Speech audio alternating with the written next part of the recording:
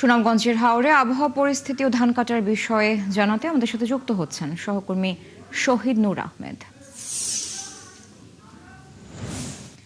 শহীদ নূর, বৃষ্টি তো থামছে না এবং নদ নদীর পানিও বাড়ছে, তো কি পরিমাণ ধান পানিতে নিমজ্জিত রয়েছে, এখন পর্যন্ত কতটুকু ধান তোলা সম্ভব হলো এবং কৃষকদের প্রতিক্রিয়া কি এ বিষয়ে?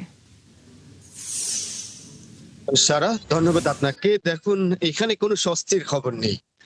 এখন একটু আগে রৌদ্রের দেখা মিলেছে, কিন্তু ঠিক এই সময়টা তো দিরাই উপজেলায় বৃষ্টির খবর আমরা পেয়েছি। অর্থাৎ সুনামগঞ্জে কোথাও না কোথাও বৃষ্টি হচ্ছে এবং সারাদিন বৃষ্টির থাকার কারণে কৃষকরা হাওরে যেতে পারছেন না, ধান কাটতে পারছেন না। এই যে ধানগুলো দেখছেন, এটি ডুবে যাচ্ছে চোখের সামনে, কিন্তু কৃষকরা শ্রমিক না থাকার কারণে ধান কাটতে পারছেন না। পানি উন্নয়ন বোর্ড থেকে যেমনটা জানানো হয়েছে যে আগামী 3 দিন বৃষ্টিপাত থাকবে উজানে। এ কারণে অতিবৃষ্টির কারণে আরো ক্ষতির পরিমাণ বাড়বে বা পরিস্থিতি খারাপের দিকে যাবে।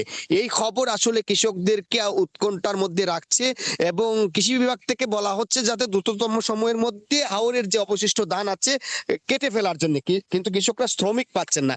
এদিকে যে সকল ধান তারা কেটে ফেলেছেন তা রোদের অভাবে সেটিও শুকাতে পারছেন না। কৃষি বিভাগ থেকে বলা হচ্ছে যাতে এই সকল ধান পচে না যায়, সে কারণে ধানগুলো যাতে উন্মুক্ত স্থানে রাখা হয়, পরিত্যক্ত ঘরে ফ্যান দিয়ে যাতে অন্তত পক্ষে বাতাস দেওয়া হয়, তাহলে হয়তো ধান পচা থেকে আসলে রক্ষা পাওয়া যাবে। কিন্তু কৃষকরা এই ধরনের পদ্ধতি অনেক ক্ষেত্রেই জানেন না, তারা হাওরে স্তূপ করে রেখেছেন। এর ফলে এইসব ধানও নষ্ট হচ্ছে, ধান কাটা যাচ্ছে না, চোখের সামনেই ধান তলিয়ে যাচ্ছে।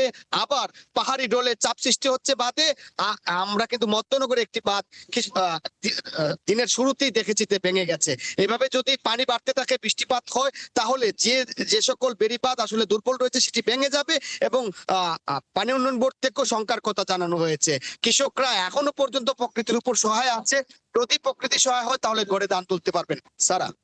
শহীদ নূর, ধন্যবাদ যুক্ত হওয়ার জন্য। দর্শক, আমাদের সাথে যুক্ত ছিলেন শহীদ নূর আহমেদ। সুনামগঞ্জের হাওরে আবহাওয়া পরিস্থিতি এবং ধান কাটার বিষয় তিনি আমাদের জানাচ্ছিলেন, সেখানকার সবশেষ খবরাখবর।